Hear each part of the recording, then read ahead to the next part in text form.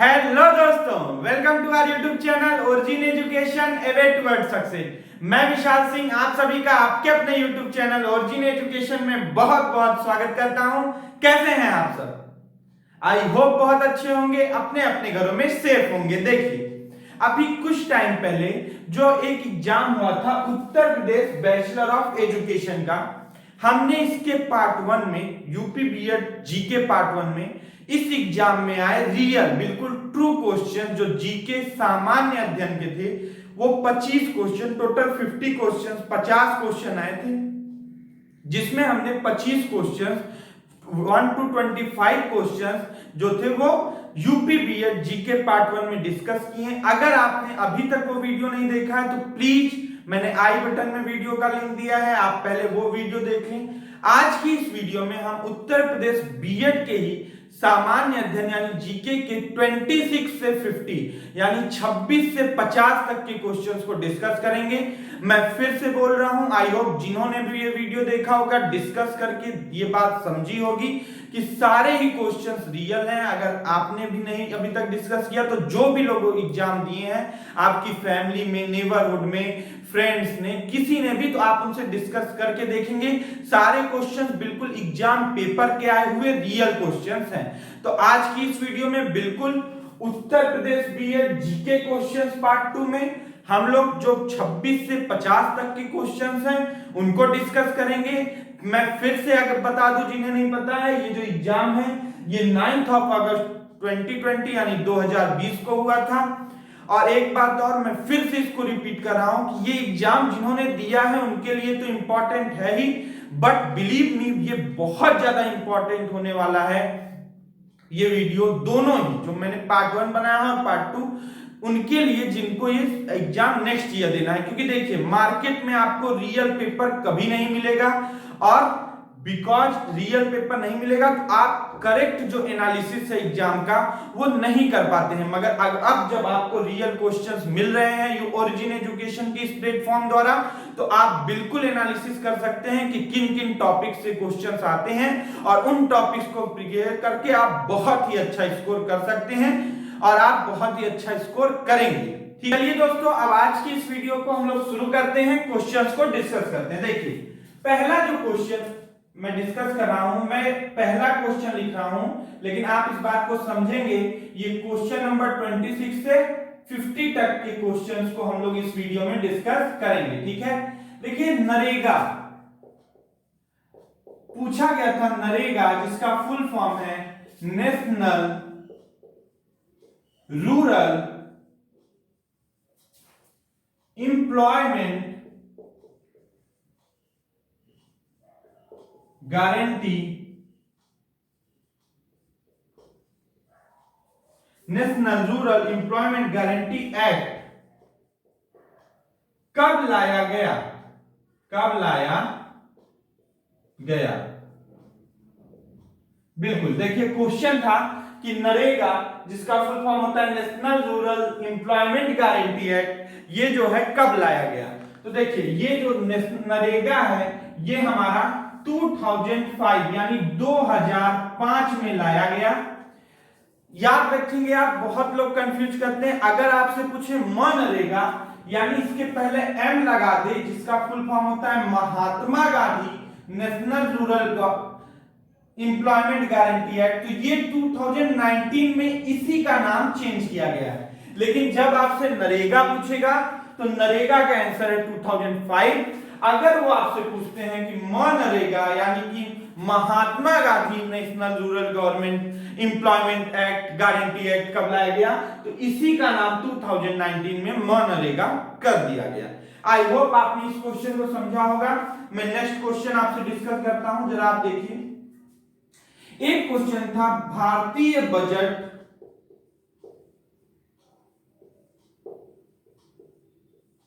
2019-20 के अनुसार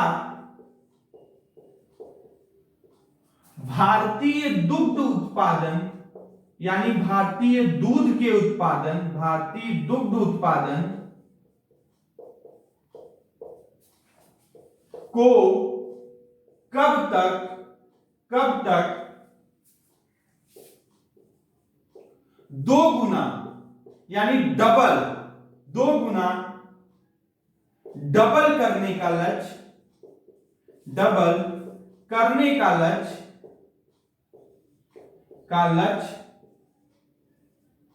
रखा गया है, रखा गया है।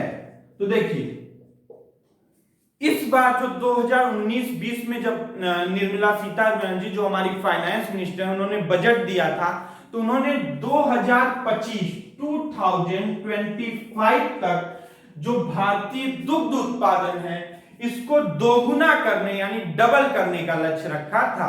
तो अगर आपसे पूछता है कि दुग्ध उत्पादन यानी दूध के उत्पादन को डबल करने का लक्ष्य बजट में कब तक रखा गया है, तो 2025 तक रखा गया है। नेक्स्ट क्वेश्चन जरा आप देख लीजिए। नेक्स्ट क्वेश्चन इन्वायरमेंट रिलेटेड था, पर्यावरण से संबंधित क्वेश्चन आया। क्या क्वेश्चन था? मॉन्ट्रियल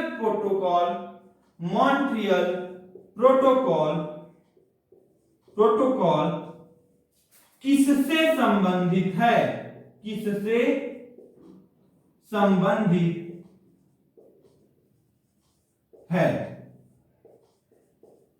तो देखिए मॉन्ट्रियल प्रोटोकॉल जो था वो हमारे ओजोन लेयर, जो आप जानते होंगे O3 गैस का एक लेयर है हमारे स्ट्रेटोस्फीयर समताप में की ऊपरी सतह पर, उसमें क्षरण को रोकने के लिए ये जो एक प्रोटोकॉल है ये बनाया गया था, किस प्रकार से हम ओजोन क्षरण को रोकें। तो आपका बिल्कुल आंसर होना चाहिए था ओजोन परत या लेयर। अगर आप हिंदी में कहें तो ओजोन परत से संबंधित था, और अगर आपसे पूछे कि ओजोन लेयर इंग्लिश में, अगर कभी आपसे ओजोन गैस का फॉर्मूला पूछ दे केमिकल, तो आप बताएंगे O3।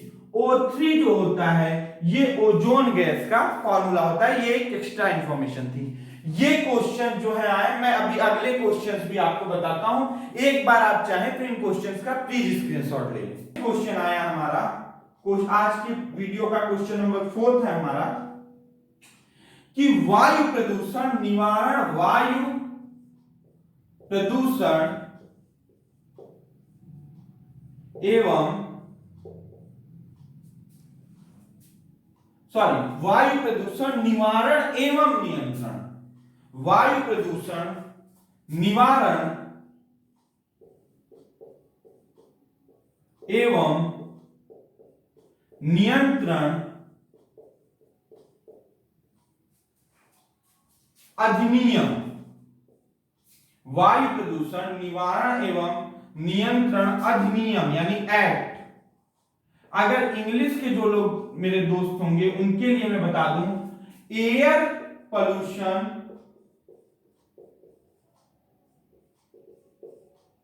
Prevention and control act, prevention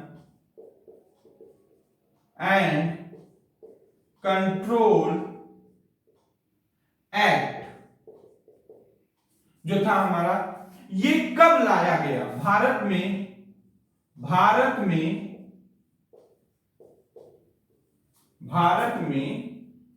कब लाया गया? कब लाया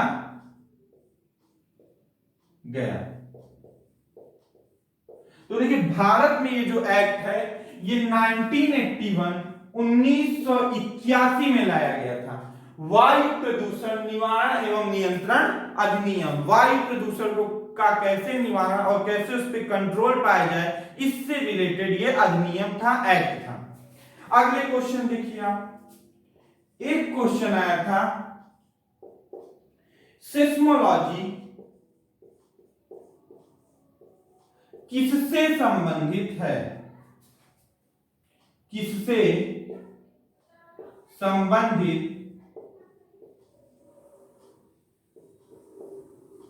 है? तो देखिए सिस्मोलॉजी जो है ये भूकंप, अर्थक्वेक जो आता है उसके अध्ययन को सिस्मोलॉजी कहते हैं। तो आप बिल्कुल याद रखेंगे कि भूकंप से संबंधित है seismology, study of earthquake is seismology. Next एक क्वेश्चन आया कि रेड क्रॉस की स्थापना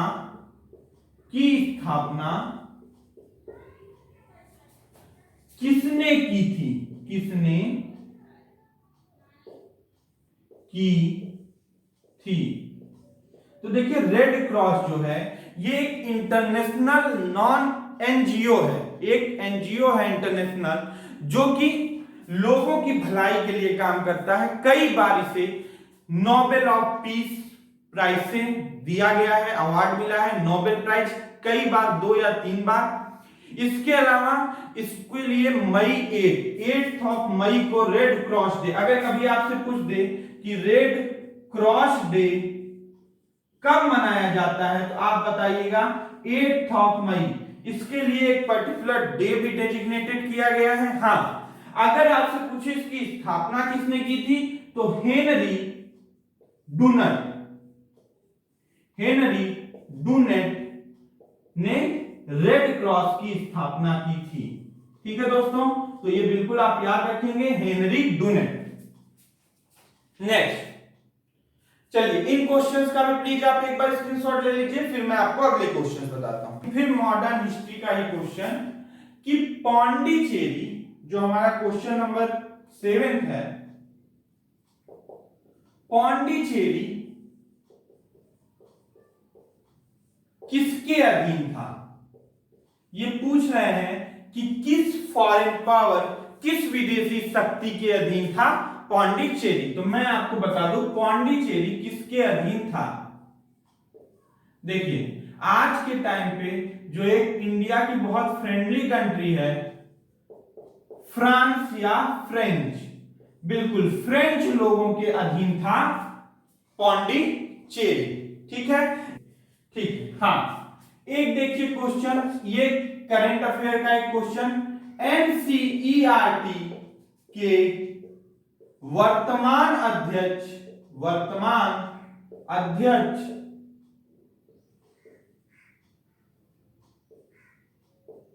कौन है? देखिए एनसीईआरटी के भी हाल ही में अध्यक्ष जो है उन्हें नियुक्त किया गया है, डॉक्टर हरिकेश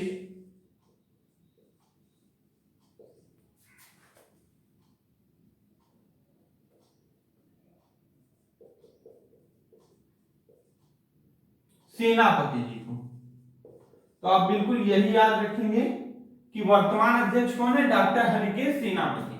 ना नेक्स्ट क्वेश्चन देखिए आप, एक क्वेश्चन पूछा गया कि एजुसेट को कब लॉन्च किया गया? कब लॉन्च का मतलब कब इसको अंतरिक्ष में भेजा गया, कब लॉन्च किया गया? तो देखिए एजुसेट जो है वो हमारा सितंबर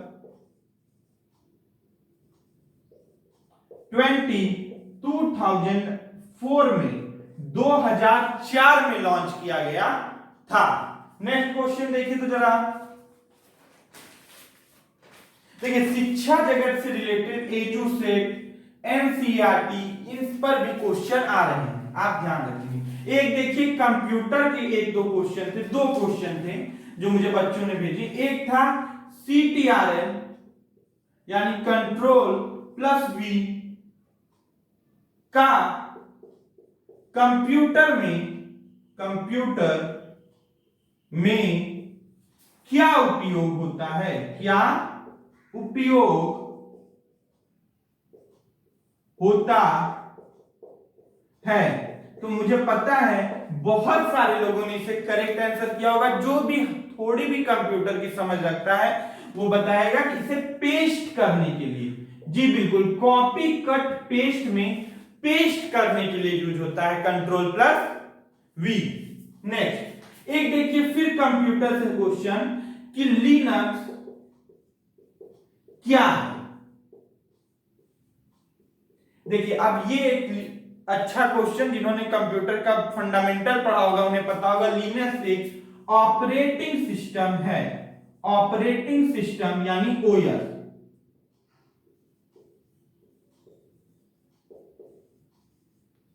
ठीक है, नेक्स्ट क्वेश्चन देखिए, एक क्वेश्चन बहुत ही अच्छा, भारत की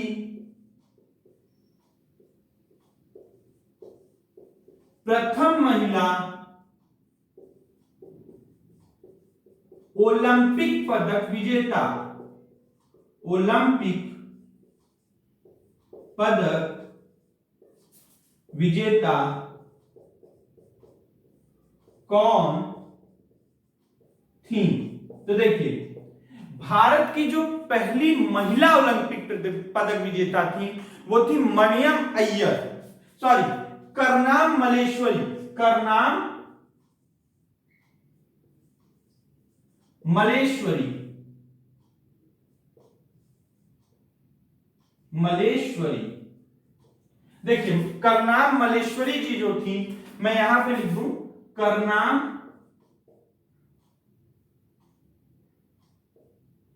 मलेश्वरी, ये जो थी इन्होंने 2000 में, सन 2000 में वेट लिफ्टिंग यानी भारोत्तोलन में मेडल जीता था ओलंपिक में। तो भारत की पहली महिला जिन्होंने ओलंपिक मेडल जीता है कौन थी? करनाम मलेश्वरी। आई होप इन क्वेश्चंस को आपने देख लिया होगा। प्लीज आप तुरंत इनका स्क्रीनशॉट लें, फिर मैं आपको नेक्स्ट क्वेश्चन बताऊंगा। रिलेटेड क्वेश्चन कि कौन सा ब्लड, क्वेश्चन नंबर 13 हमारा 13, कौन सा रक्त समूह सर्वदाता यानी यूनिवर्सल डोनर, मैं इंग्लिश के बच्चों के लिए बता दूं, यूनिवर्सल डोनर होता है? कौन सा जो ब्लड ग्रुप है वो यूनिवर्सल डोनर होता है? तो आप बिल्कुल याद रखेंगे, ओ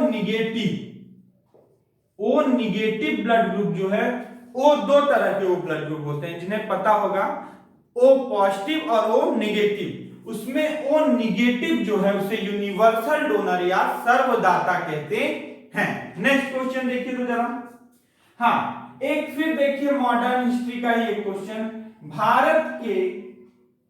भारत का ग्रेट ओल्ड मैन, भारत में great old man of India,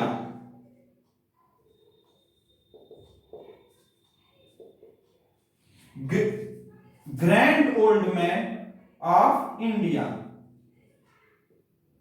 grand old man of India किसे कहा जाता है? बहुत सारे लोगों को ये पता होगा, आई नो, कि दादा भाई नौरोजी कहा जाता है।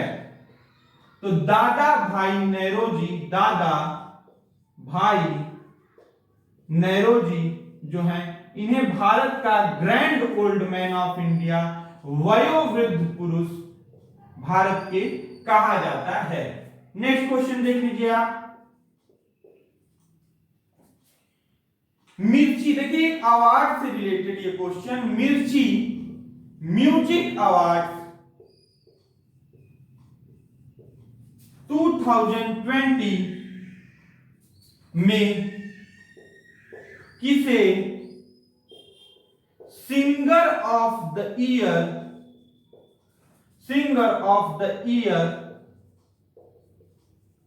का अवार्ड मिला? सिंगर ऑफ द ईयर का अवार्ड मिला। तो देखिए ये मिर्ची म्यूजिक अवार्ड से रिलेटेड क्वेश्चन 2020। देखिए अरिजीत सिंह जी को उनकी मूवी, अरिजीत सिंह जी को उनकी मूवी कलंक में जो उन्होंने सिंगिंग की थी उसके लिए सिंगर ऑफ द ईयर का अवार्ड मिला है। नेक्स्ट क्वेश्चन अब जरा सा आप देख लीजिए, रहीम किसके दरबारी थे? किसके दरबारी थे? ये देखिए एक हिस्ट्री का क्वेश्चन, किसके दरबारी थे? लेकिन मुझे पता है बहुत सारे लोगों ने इसका आंसर सही किया होगा, अकबर। अकबर जो एक बहुत ही बड़े मुगल शासक थे भारत के, इनके दरबारी थे रहीम। नेक्स्ट क्वेश्चन अब जरा आप देख लीजिए। एग मार्क पूछा था, egg mark AGMARK, egg mark किससे संबंधित है? किससे संबंधित है? तो देखिए एग्रीकल्चरल गुड्स यानी कृषक सामान, एग्रीकल्चरल गुड्स यानी कि कृषि संबंधित जो वस्तुएं हैं उनको दिया जाता है एग मार्क। एग का मार्क का full form agriculture mark. I hope आपने समझा होगा, एजी से एग्रीकल्चर। तो मैं एक ट्रिक भी बता रहा हूं, एजी का फुल फॉर्म एग्रीकल्चर। तो एग मार्क किससे संबंधित होगा? बिल्कुल कृषि यानी एग्रीकल्चर से। प्लीज आप इन क्वेश्चंस का एक बार स्क्रीनशॉट ले लें, फिर मैं आपको अगले जो क्वेश्चंस हैं वो बताता हूं। नेक्स्ट क्वेश्चन हमारा आया एक बायोलॉजी का क्वेश्चन कि शरीर की, क्वेश्चन नंबर 18 हमारा, शरीर की सबसे बड़ी ग्रंथि, सबसे बड़ी ग्रंथि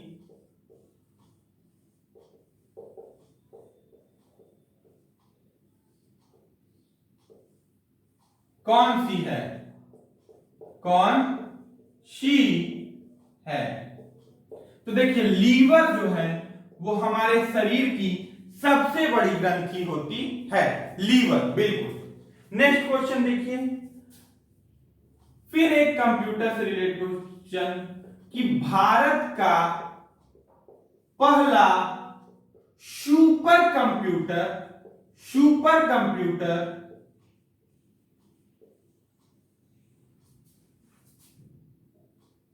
कौन सा था? कौन सा था? तो आई होप बहुत सारे लोगों को यह बात पता होगी, परम 8000, परम 8000, जिसे हिंदी में भी परम 8000 कहते हैं, ये भारत का पहला एक सुपर कंप्यूटर था। नेक्स्ट देखिए जरा, नेक्स्ट क्वेश्चन हमारा आया मकर संक्रांति, मकर संक्रांति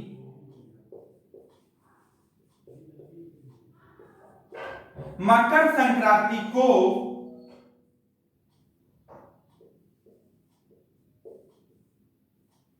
आंध्र प्रदेश में, आंध्र प्रदेश में किस नाम से जानते हैं? किस नाम से जानते हैं? तो आप बिल्कुल याद रखेंगे ये बात कि मकर संक्रांति को पूरे साउथ में पोंगल नाम से जाना जाता है, पोंगल, पोंगल, इंग्लिश में पोंगल।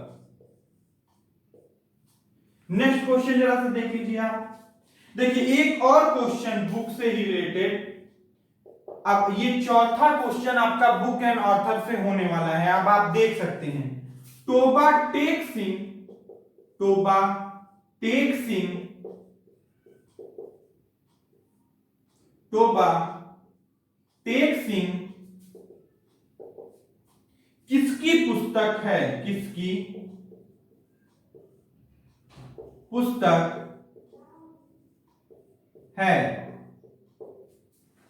सादत हसन मांटो, सादत हसन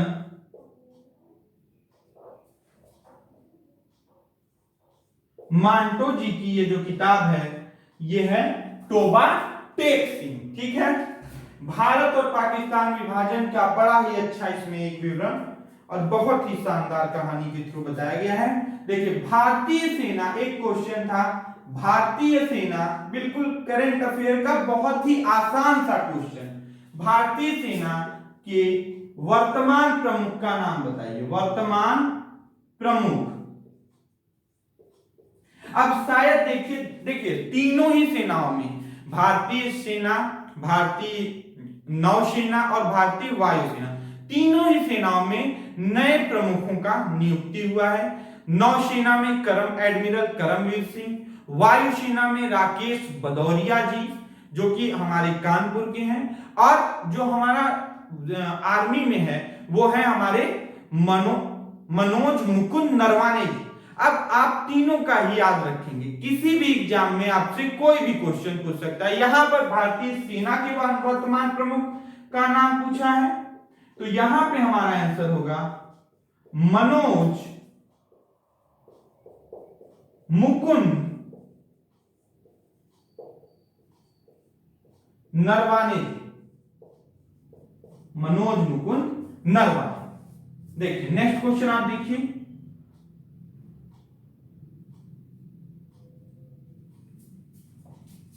क्वेश्चन नंबर 23 मैं आपको बताता हूं। क्वेश्चन था प्रकाश वर्ष किसका मात्रक है। देखिए प्रकाश वर्ष यानी लाइट ईयर भी जिसे कहते हैं, लाइट ईयर, ये किसका मात्रक है, किसका मात्रक है। तो देखिए इसके नाम से कई सारे स्टूडेंट्स कंफ्यूज हो जाते हैं, मगर प्रकाश वर्ष या लाइट ईयर भी डिस्टेंस, दूरी का एक बहुत बड़ा मात्रक है, दूरी का ही, लेकिन डिस्टेंस या दूरी का ही मात्रक है प्रकाश वर्ष भी। ठीक है, प्रकाश वर्ष दूरी या डिस्टेंस का मात्रक है, तो आप याद रखेंगे दूरी या डिस्टेंस का मात्रक है प्रकाश वर्ष। आप प्लीज इनका एक बार स्क्रीनशॉट ले लीजिए, फिर आप बचे हुए जो क्वेश्चंस है मैं आपसे डिस्कस कर लेता हूं। हमारा था क्वेश्चन नंबर 24 आज की इस वीडियो का, कि राष्ट्रपति राज्यसभा में, पॉलिटी का एक क्वेश्चन, कितने व्यक्तियों को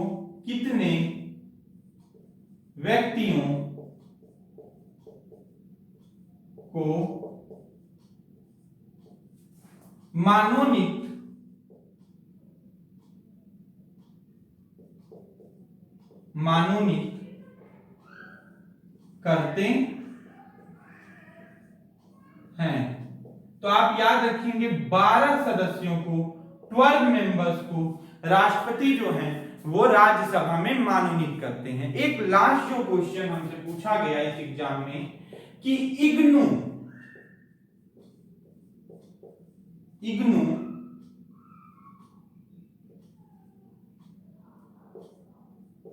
के ऑनलाइन पोर्टल या वेब पोर्टल का नाम क्या है। ऑनलाइन पोर्टल या वेब पोर्टल का नाम क्या है। तो आप याद रखेंगे इग्नू ऑनलाइन। देखिए कई सारे बच्चे जो हैं वो ई पाठशाला में कंफ्यूज हो रहे थे। ई पाठशाला, तो ई पाठशाला जो है वो एनसीईआरटी के ऑनलाइन डिजिटल जो प्लेटफॉर्म है उसका नाम है। लेकिन अगर मैं पूछूं इग्नू के डिजिटल प्लेटफॉर्म या ऑनलाइन पोर्टल का नाम, तो डिजिटल, इसके जो डिजिटल प्लेटफॉर्म, शायद क्वेश्चन में डिजिटल प्लेटफॉर्म का नाम पूछा था, तो दोनों एक ही बातें हैं। अगर डिजिटल प्लेटफॉर्म पूछे या ऑनलाइन पोर्टल पूछे, दोनों ही आंसर क्या होगा, इग्नू ऑनलाइन। इग्नू ऑनलाइन जो है वो इग्नू की डिजिटल प्लेटफॉर्म है। ई पाठशाला एनसीईआरटी का डिजिटल प्लेटफॉर्म है। आप प्लीज इस लास्ट 2 क्वेश्चंस का एक बार स्क्रीनशॉट लीजिए, फिर मैं आपको एक टॉपिक्स का पूरा ग्रुप और किस टॉपिक से कितने क्वेश्चंस आए थे ये डिस्कस आपसे कर लेता हूं, ताकि जो हमारे नेक्स्ट ईयर के एस्पिरेंट्स हैं वो इसका बेनिफिट बहुत ज्यादा से ज्यादा उठा पाए। मैं आपके लिए वो भी इजी बना रहा हूं, ठीक है। तो प्लीज एक बार आप बस इन क्वेश्चंस का स्क्रीनशॉट ले लीजिए, फिर मैं बताता हूं। देखिए अब मैं जरा सा आपके सामने जो हमारा जीके के सारे क्वेश्चंस, अब जब हमने टोटल 25 पार्ट 1 में यूपी बीएड जीके पार्ट 1 और 25 क्वेश्चंस इस पार्ट में, टोटल जो 50 क्वेश्चंस यूपी बीएड में आए ये हमने देखे। तो अब हम जरा सा एक एनालिसिस देखने की कोशिश करते हैं कि किन टॉपिक्स पे हमें ज्यादा काम करना है या किन टॉपिक्स से ज्यादा क्वेश्चंस आए हैं। ठीक है, तो आइए चलिए मैं आपको एक एनालिसिस दिखाता हूं, फिर आप खुद डिसाइड करिए कि किन टॉपिक्स से क्वेश्चन है। देखिए पॉलिटी से हमारा, प्लीज मैं फिर से बता दूं, इस वीडियो में 25 क्वेश्चंस हैं। एक अलग जीके पार्ट 1 यूपी बीएड में मैंने 25 क्वेश्चंस पहले भी कराए हैं। अगर आपने नहीं देखा है तो प्लीज आई बटन में लिंक है, आप वो वीडियो भी जरूर देखें। ठीक है, देखिए पॉलिटी से टोटल 5 क्वेश्चंस आए हैं हमारे। कितने क्वेश्चंस? 5 क्वेश्चन। एक रफ एनालिसिस मैं देने की कोशिश कर रहा हूं। इसके बाद अगर मैं बात करूं हिस्ट्री की, तो हिस्ट्री, मॉडर्न हिस्ट्री का वेटेज ज्यादा था, लेकिन अगर टोटल हिस्ट्री के क्वेश्चंस हम लोग कहें तो 7 क्वेश्चंस के अराउंड आए यहां पर। बुक्स एंड ऑथर से, बुक्स एंड ऑथर यानी किताब और उनके लेखक से 4 क्वेश्चंस आए। कंप्यूटर से 2 या 3 क्वेश्चन आए। कंप्यूटर से हमारा 2 या 3 क्वेश्चन, मैं 3 क्वेश्चन ले रहा हूं, यहां से आए। इसका इन्वायरमेंट से रिलेटेड, देखिए इन्वायरमेंट यानी पर्यावरण से संबंधित क्वेश्चन भी आए, तो आप पर्यावरण को भी बिल्कुल ध्यान देंगे। 2 क्वेश्चन यहां से आए। बायोलॉजी के कुछ क्वेश्चन थे, बहुत टफ तो मैं नहीं मानूंगा, लेकिन बायोलॉजी या जो जियोग्राफी है, इनसे भी क्वेश्चंस आए। इजी क्वेश्चंस थे वो, बहुत टफ क्वेश्चंस नहीं थे। 2 क्वेश्चंस यहां से। बट जो आप देखिए कि इन सारे क्वेश्चंस को देखने के बाद ये हो गया आपका 12, 16, 19 और ये 6, 25। जो 25 क्वेश्चंस आए उनका वेटेज यहां से था। या तो वो करंट अफेयर या वो स्टैटिक जीके का पार्ट थे। 25 क्वेश्चंस। तो अब आप जरा ऐसे इनको देखिए कि एक पार्ट यहां से है पूरा और एक पार्ट ये है पूरा। करंट अफेयर और स्टैटिक जीके मिला के 25 क्वेश्चंस आपके एग्जाम में आए हैं, इस बात को आप समझें। और जो 25 क्वेश्चंस हैं वो यहां से आए। अगर मैं 1-2 टॉपिक्स को मिस कर रहा हूंगा तो वो आप लिख लेंगे, एक बार आप एनालिसिस करेंगे। मैं एक रफ एनालिसिस देने की आपको कोशिश कर रहा हूं, वैसे ये मोर देन सफिशिएंट है। तो आप ये समझिए कि क्वेश्चंस का वेटेज देख लीजिए। आपको स्टैटिक और करंट अफेयर पे बहुत काम करने की जरूरत है। ये आज के सारे एग्जाम्स का ये पैटर्न है कि आधे से ज्यादा क्वेश्चंस या आप एसएससी में लें या यूपी ट्रिपल एसएससी में लें, यूपीएससी तो ऐसा करता ही आ रहा है सालों से कि यहां से करंट अफेयर और स्टैटिक जीके का जो पार्ट है वो वेटेज बहुत ज्यादा होता जा रहा है, और ये जो ट्रेडिशनल पार्ट है इनका वेटेज बहुत कम होता जा रहा है। तो आप इस बात को ध्यान रखेंगे। आई होप कि जो भी अगले ईयर बीएड देने के लिए जो भी एस्पिरेंट्स होंगे उनको ये वीडियो बहुत बेनिफिट पहुंचाएगी। वो इस वीडियो को पढ़ने के बाद, समझने के बाद, टॉपिक्स का एनालिसिस करने के बाद अपने एग्जाम में बहुत अच्छा करेंगे। अगर आपको कोई भी डाउट आता है तो प्लीज मेरा फेसबुक पेज ओरिजिन एजुकेशन के नाम से है हमारा फेसबुक पेज, जिसका लिंक डिस्क्रिप्शन में है। आप उस पेज पर मैसेज करके मुझे अपने डाउट्स बता सकते हैं। वीडियो के कमेंट बॉक्स में मैसेज करके अपने डाउट्स बता सकते हैं। अगर आपको कोई भी और भी प्रॉब्लम है किसी और एग्जाम से रिलेटेड तो प्लीज हमें बताइए मैसेज करके। बाकी इंग्लिश की बहुत सारे लेक्चर्स मैंने अपने इस चैनल ओरिजिन एजुकेशन पे प्रोवाइड किया है। आई बटन में उनका लिंक है, आप उन वीडियोस को देखिए, पढ़िए। पॉलिटी, रीजनिंग, इन सारे टॉपिक्स को मैं बहुत जल्दी स्टार्ट करने वाला हूं और बहुत अच्छे से कवर करने वाला हूं। उन वीडियोस को आप देखने के लिए प्लीज जो भी लोग अभी तक चैनल को सब्सक्राइब नहीं किए हैं चैनल को सब्सक्राइब कर लें। अगर आपको वीडियो पसंद आए तो आप अपने रिलेटिव्स को, छोटे भाई बहनों को, फ्रेंड्स को वीडियो को शेयर करिएगा। Thank you so much and God bless you all.